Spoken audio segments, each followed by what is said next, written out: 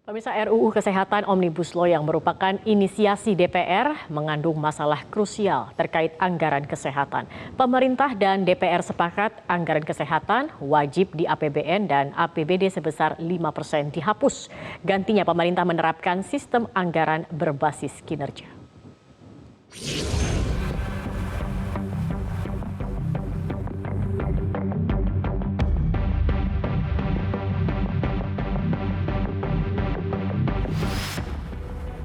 Seorang tenaga kesehatan berpura-pura tewas dengan keranda kayu terletak di sampingnya. Teatrikal ini adalah sebuah protes yang disampaikan para tenaga kesehatan kepada DPR dan pemerintah. Aksi ini sebagai sebuah respon penolakan organisasi profesi kesehatan, termasuk para dokter, terhadap pengesahan RUU Kesehatan. Tenaga medis dan kesehatan yang berdemonstrasi hari ini menolak penghapusan penganggaran kesehatan. Itu dengan APBN 5%. Apalagi kalau dihilangkan. Apakah nanti pelayanan-pelayanan yang ada di perifer, di desa-desa, dan lain sebagainya, dilakukan oleh negara atau diserahkan pihak swasta? Kami tidak tahu. Oleh karena itu, kami menyatakan bahwa kalau mandatory spending itu dihilangkan, maka kemungkinan besar adalah perhatian terhadap perawat-perawat yang berada di perifer tersebut pasti akan berkurang. Sekarang saja sudah kurang, apalagi dihilangkan. Gitu. Yang kedua adalah RUU ini memberikan kesan bahwa pro investasi asing. Dalam Undang-Undang Kesehatan Omnibus Law yang baru disahkan DPR ini, ada sejumlah poin penting undang-undang baru. 3 diantaranya adalah penganggaran kesehatan berbasis kinerja mengacu pada program kesehatan nasional.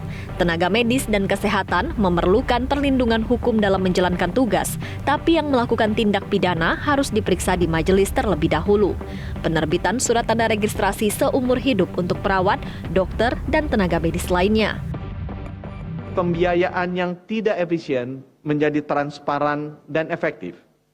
Pemerintah sepakat dengan DPR RI untuk menerapkan penganggaran berbasis kinerja dengan mengacu pada program kesehatan nasional yang dituangkan dalam rencana induk bidang kesehatan menjadi pedoman yang jelas bagi pemerintah dan pemerintah daerah.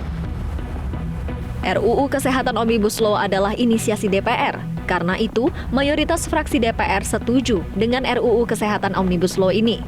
Hanya ada 2 fraksi, yaitu Demokrat dan PKS, memberi catatan tentang penganggaran kesehatan. Sebelumnya, alokasi anggaran wajib kesehatan sebesar 5% dari total APBN. Ditiadakannya pengaturan alokasi wajib anggaran mandatory spending kesehatan dalam RUU Kesehatan merupakan sebuah kemunduran bagi upaya menjaga kesehatan masyarakat Indonesia.